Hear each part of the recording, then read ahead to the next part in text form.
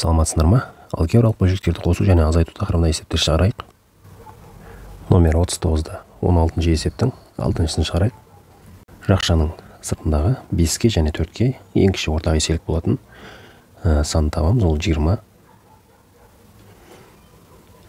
Ал енді жақшамыз екеуі де бірдей екен. Демек, бір жақшаны жазып қойсақ жеткілікті. Ал енді тоқтауыш көбейтгіш береміз. 20-ны 5-ке бөлетін болсақ 4 болады. 20-ны 4-ке бөлсек 5 болады. 4-ті а квадратқа көбейтсек 4а квадрат.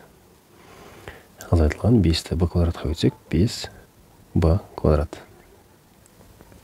Сонда бөлшегіміз осы күйінде қалады екен. Келесі 39-да 17-ші есептің 3-сін шығарайық. Асы және асы деген бөлімдерге ортақ бөлім болатын, ол асы.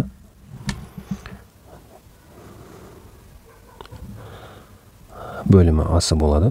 Бірінші бөлшектің бөлімде асы болғандықтан оған тоқтауыш көбейткіш 1 болады. Ал енді келесі екінші бөлшекке бөлімде а бар. Демек а мен а қысқарып кетсе с қалады. Үшінші бөлшекке с қысқарса онда а қалады екен. Енді толтауыш көбейткіштерді әрқайсысына көбейтіп жазайық. Сонда бірінші бөлшектің алымы сол күйі өзі жазылады. Екінші бөлшек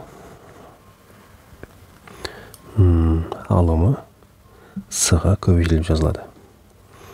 Тағы да ескеретін жағдай, ол бөлшектің алымында минус болса, онда алымдағы таңбалар қарама-қарсы ауысады. Мысалы, а-сыны біз минус деп аламыз. Ал с-ны 2с-ға өткен кезде 2с квадрат, ал алымдағы мына минус болғандықтан ол минус 2с квадрат болады. Келесі үшінші бөлшектің алымын біз қосамыз. Бұл жерде таңба өзгермейді, себебі плюс таңбасы тұр. Сонда қосу а квадрат азайту 2ас болады. Енді 3ас-дан біз асын азайтатын болсақ, 2ас, одан 2асын азайтатын болсақ, бізде ол жойылып кетеді екен. 2с квадраттан 2с квадрат азайтқан кезде ол да жойылады. Сонда бізде алымында а квадрат қана қалды. Тең а квадрат, ал бөлімде асы. Енді оны қысқартсақ болады. А-ның квадратын а-мен қысқартсақ, сонда алымында а қалады, бөлімінде с қалады. 39-да 18-ші есептің 6-шысын шығарайық. Сонымен тең жазайық. Бұл жерде бірінші бөлшекті көбейтіштерге жіктеп алайық. Жақшаның сыртына 7-ні шығарып жіберетін болсақ, жақшаның ішінде а минус 14 7-ге бөлсек 2. А минус 2 қалады екен. Алымдағы тұра береді, қосылған. Енді бізде а минус 2 болып тұр. Мына жақта 2 минус а болып тұр. Демек, бұл жерде бөлшектің алдына минусты шығаруымызға болады. Оны бірден жазып жіберейік. Минус 1 бөлінген а минус 2. Сонда ортақ бөлімі 7. Жақша ішінде а минус 2 болады. 7 минус а минус 2 болғандықтан бұл бөлшектің бөлімінде толтауыш көбейтіші 1 болады. Ал мына жақта 7-ден болады. А-ны 1-ге өтсек а, 7-ні 1-ге өтсек 7. А минус 7. Осылай қалады екен. Келесі 39-да 19 деген есеп. Екіншісін шығарайық. Мына бөлшекті әрі қарай ықшамдасақ. Бірінші бөлшектің бөлімінен жақын сыртына y шығарып жіберейік. Сонда y-тен 2 болып бірген, біреу қалады. Азайтылған y жақын сыртына шығып кетті. Демек x қалады. 2 азайтылған. Бұл жағдайда x шығып кетсін жақын сыртына. Сонда y азайтылған x қалады. Алымда 2. Енді ортақ бөлімі x, y және y минус x деген бөлім болады. Енді осының біз бірінші бөлшекке толтауыш көбейтіште x береміз. Ал екіншісінде y жазылады. Сонда 2x азайтылған 2y болады. Ары қарай ықшамдайтын болсақ, x, y азайтылған x, ал алымында жақшан сыртына 2-ні шығарып жіберсек, x азайтылған y қалады. Y минус x пен қысқартамыз. X минус y, мысалы 3 азайтылған 2 болса, y минус x дегеніміз 2 азайтылған 3. Демек, олар бір-біріне қарама-қарсы сандар екен. Егер біріншісіне 1 жазатын болса, онда екіншісіне минус 1 болу керек. Сонда, бұдан біз минус x, y-ден 2 деген бөлшекті алады екенбіз. X пен y-дің мәндерін орнына қоятын болсақ, мына жердегі, сонда минус алымда 2-ні жазып қояйық. X деген жерге 2 жазылады. Көбейтілген y деген жерге минус 3 жазылады. 2 мен 2 қысқарады, ал енді минус 2 минус болғандықтан ол жерде плюс болып кетеді. Сонда 3-тен 1 болады екен. Келесі есеп 39-да 20 деген есеп. Бұл есептің 8-шін шығарайық. Сонда 2a азайтылған n, осы сол күйі тұра берсін. Ал енді бөлшектің алымынан жақшан сыртына n-ді шығарып жіберейік. Сонда n қосылған 2a болады. Бөлімде 2a қосылған n. Енді бұл жерде жақшамен бөлшектің бөлімі қысқарады. Сонда 2a азайтылған n қосылған n болып тұр. n мен n жойылады. Жауабында 2a қалады екен. 39-да 21-ші есепті шығарайық. 4-шін шығарайық. Тең. Алымынан жақшан сыртына 6-ны шығарып жіберейік. 6a шығып кетсе, a квадрат қалады. Қосылған 48-ді 6-ға бөлсек 8, a шығып кетсе, демек 8-дің өзі қалады екен. Ал бөлімінде екі өрнектің кубтарының қосындысын беріп тұр. Ол бірінші жақшада a қосу 4, келесі жақшада a квадрат азайтылған 4a қосылған 16 болады. Азайту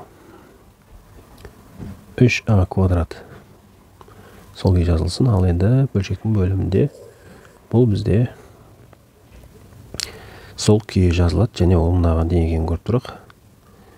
a-ның квадраты азайтылған 4a қосылған 16 тең. Ортақ бөлім береміз. Ортақ бөлім беретін болсақ, онда бізде мынау ортақ бөлім болады. a қосылған 4, a квадрат азайтылған 4a қосылған 16. Бөлшектің толықтауыш көбейткіш бұл жерде 1-ге тең. Ал мына жерде мынау екінші жақшасы болып тұрғандықтан бірінші жақша ол толықтауыш көбейткіш болады. Сонда a қосу 4 болады екен. Алымын көбейткіш жіктеп қажет емес сияқты. Қайтадан мән жазайық. 6a куб қосылған 48a азайтылған 3a квадратты a-ға көбейтетін болсақ 3a куб. 3a квадратты 4-ге көбейтетін болсақ, мына минус бар. Минус 12a квадрат болады. 6a кубтан 3a кубты азайтын болсақ 3a куб болады. Азайту 12a квадрат қосу 48a. Бөлімінде a плюс 4a квадрат минус 4a қосу 16-ның өзін жазып қояйық. Сонда алымнан енді көбейтішке жіктейтін болсақ, шашан сыртына 3a-ны шығарып жіберсек болады екен. Сонда a квадрат қалады. Азайтылған бұл жерде 4a қосу 48-ді 3-ке бөлсек 16, a шығып кетті, демек 16 болады. Бөлімін сол күйі өзін жазайық. Ал енді алымда жақшамен бөлімдегі жақша қысқарып кетеді. Сонда 3a бөлінген a плюс 4 қалады екен. Номер 39-да 22-ші есеп шығарайық. 9-шысын жақшан сыртына 2-ні шығарып жіберетін болсақ, a минус с қалады. алымда 1 қосылған екінші бөлшектен жақшаның сыртына 2 шығып кетсе, а плюс с алады екен. Алымда 1 қосылған үшінші бөлшектен жақшаның сыртына с шығып кетсе, а квадрат азайтылған с квадрат болады. Ал алымда 2 а квадрат. Ары қарай. Енді біз ортақ бөлім беруіміз керек. Ортақ бөлімге мынау бізде 2 ақшаны береді. Бізде 2 болу керек бөлімде. 2 мен 2 бар. Енді мына жерде с жоқ тағы да. С. Ал енді жақша а минус с, а плюс с-дан болады. Бірінші бөлшектің бөлімде 2 а минус с болғандықтан бізге оған с-дан және а плюс с-дан береміз. С, а плюс с-дан береміз. Ал екінші бөлшекке толықтауыш көбейтші. Оғанда с бар. А минус с-дан болады. Ал үшінші бөлшекке мына жақшамыз мына нәрсені беріп тұр. С кетіп қалса, онда бізде 2 қалады. Демек, 2-ден болады екен. Ары қарай. 2с, а минус с, а плюс с. Бөлім жазып қояйық. Енді жақшаларды ашайық. С-ны аға көбейтсек, а-сы, оны 1-ге көбейтсек, а-сының өсі. С-ны с-ға көбейтсек, с квадрат, оны 1-ге көбейтсек, с квадрат.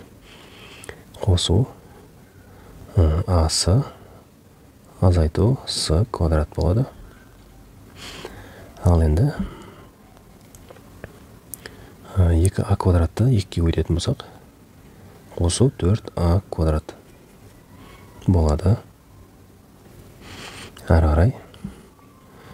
Енді бөлшектің бөлімін қайтып өзін жазып қойып, алымдарын ұқсастарын біріктірейік. Сонда асы мен асы қосылса 2асы. Ал с квадрат пен минус с квадрат жойылады. Қосу 4а квадрат болады екен. Енді жақшаның сыртына 2аны шығарып жіберсек. Сонда жақшаның ішінде с қосылған 2 болады. С қосылған 2а болады екен. Бөлімінде 2с а квадрат минус с квадрат деп жаза берейік. 2 мен 2 қысқарып кетсе, сонда бізде қалады а с қосылған 2а бөлімінде с а квадрат минус с квадрат. Келесі 39-23 есептің 6-шын шығарып.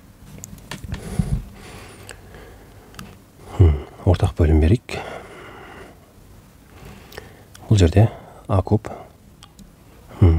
минус 1 дегеніміз ол бірінші ақшасы мынандай болады, екіншісі мынандай болады екен. Сонда а минус 1 а квадрат плюс а плюс 1 болады. Бұған толықтауыш көбейтші 1-ден болады, себебі а куб минус 1-іміз ол осылай ашылады, демек 2-ге 1. Ал мынаған екінші бөлшекке толықтауыш көбейтші. Бізде мұнау екінші жақша болып тұрғандықтан а минус 1-дан болады. А минус 1-ден болады.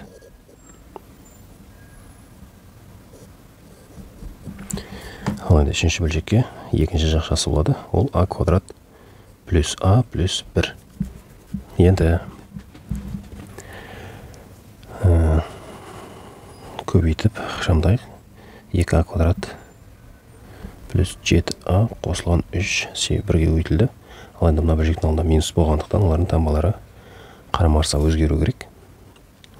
Сонда бұны біз көбейтетін болсақ, аны 1-ге көбейтсек, ол аға тең, алдында мына минуспен минус а болады.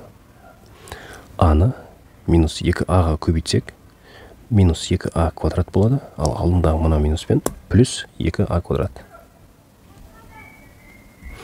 Келесі. Минус 1-ді 1-ге көбейтсек, минус 1, алдындағы мына минуспен плюс 1 болады.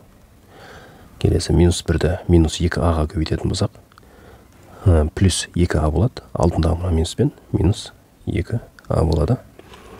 Келесі. Бұл бөлшектінде алдындағы таңбасы минус екен. 3а квадрат таңбасын минус қыламыз. 3а квадрат минус 3а қосылған 3 болады. Енді ұқсас қосылғыштарды біріктіруіміз керек. Бөлімін сол күйі өзін жазайық.